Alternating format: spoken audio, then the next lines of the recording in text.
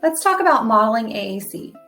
Modeling has many names: aided language input, aided language stimulation, and it all means the same thing, that when a communication partner is speaking, the words are also modeled or shown using AAC.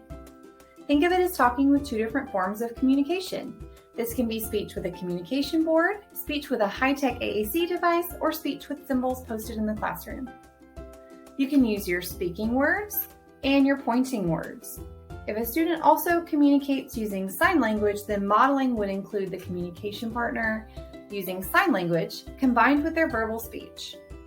Modeling is one of the most research-supported ways we can help our students learn to talk to us using their AAC systems.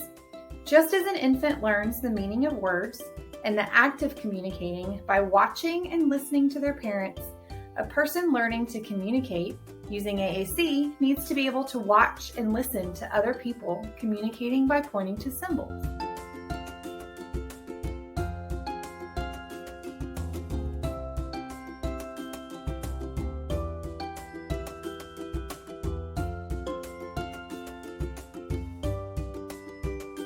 Here's our example. Modeling while reading a book or playing with a child can be the best way for them to learn communication, especially if the activity is very motivating.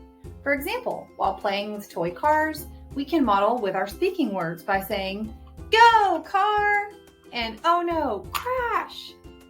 while pointing to words on our AAC, like "Go, go, car!" and "Oh no, I don't like it if it crashes." Be creative and don't worry too much about using AAC to say every word in the conversation.